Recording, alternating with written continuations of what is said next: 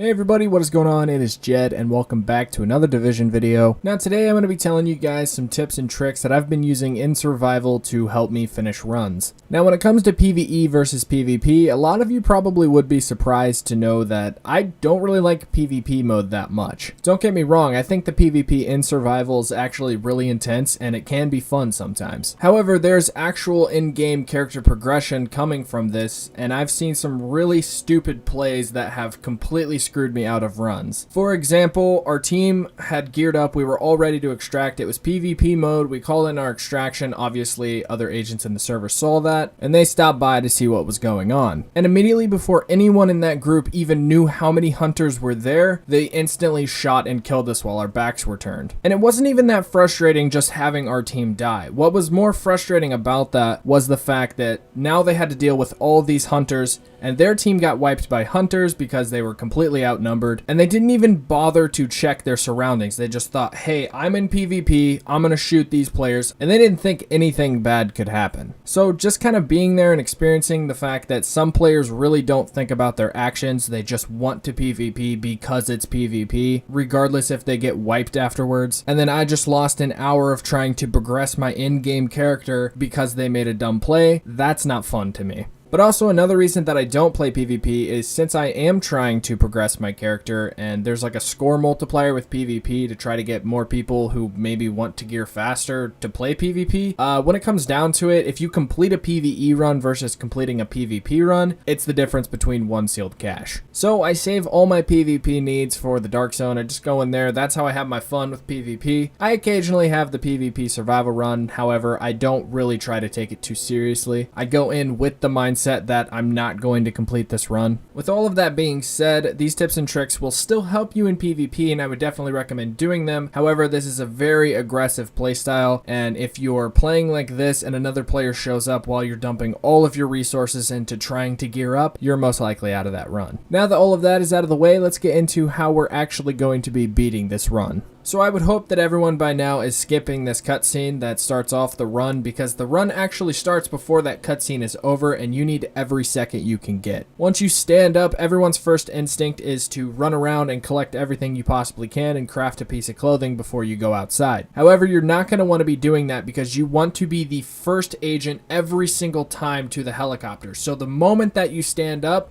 you run out the door. Once you're outside, you need to immediately look at your map and find the nearest helicopter. And once you do, you just need to go. The only thing I would recommend stopping for is maybe a barrel or two. Any fabric, weapon parts, anything you see on the ground, just leave that alone because you need to be the first agent to the helicopter. There's a few helicopters that spawns a group of enemies, and sometimes it can be a little annoying to fight them right off of spawn. Sometimes you will get wiped at a helicopter, and that is because you don't have the gear to fight. And that's totally okay. I mean, if you die, it's at the very beginning of the run, which is much better than dying at the end of a run because there was 50 hunters you had to fight because no one could pull off an extraction before you, and it's a lot less frustrating of a death. But hey, if you manage to pull it off, you now have a weapon, possibly an additional med kit, a little bit of blue gear to get a head start. Now, depending on what weapon you actually got from your helicopter is going to determine where you go next. If you get an M44, an SRS, or an SVD, you're going to instantly want to run to a landmark. Landmarks are incredibly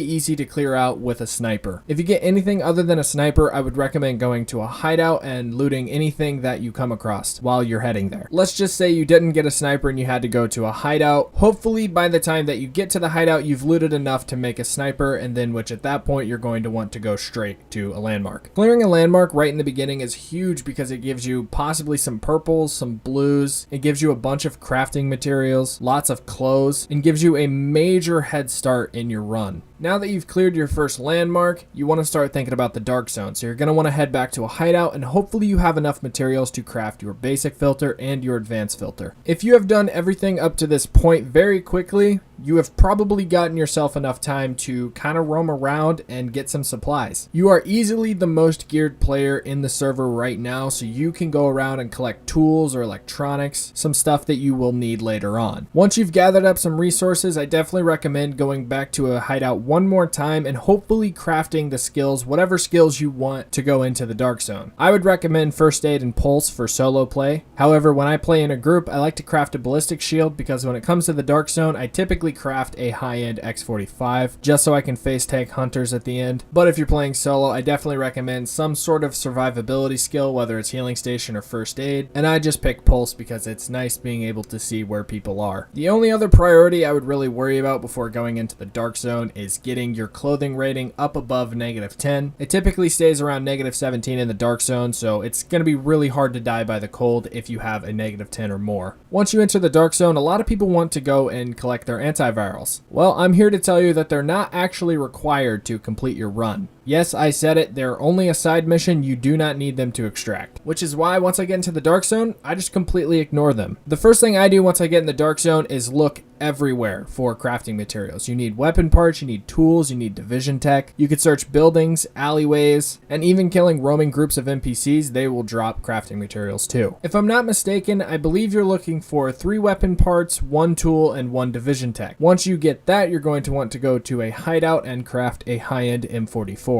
And since you're doing this run so fast, you get first pick on everything. All the bosses are yours, all the crafting materials are yours, all the crates are yours. But once you get your high-end M44, I would find a boss that is not LMB because LMB is definitely a pain in the ass to fight. I typically clear 1 boss and then I start looking to extract. I believe you need 2 weapon parts and a division tech to craft your flare gun, which at that point you just want to end your run. You have your high-end sniper, you have your flare gun, you got your 2 skills and a full bag of loot. Now you want to get out of there. I would recommend going to the DZ02 extraction. It's the parking garage there. It has that rooftop which you can sit on. This one is great for solo play. The hunter fight is pretty straightforward, just don't make any dumb moves. Try to play tactically and use your grenades to your advantage. But once you clear your hunter, it's not over yet. It's almost over, but it's not. You need to constantly be watching your health bar. If at any moment your health bar goes from its tiny health bar to the big health bar, you need to get your shit together because there's another hunter there. Reasoning for this is because there's another player there with you as well. If you're playing PvP, this is a big alarm because now you have a player and a hunter probably going to try to kill you. Just know that if you're sitting there and you see your health bar light up, that is what that means. I think the rest of this is pretty straightforward. I hope you guys have enjoyed this video. I hope this video helped you out in some way or another. I really do appreciate you guys watching. Be sure to drop a like,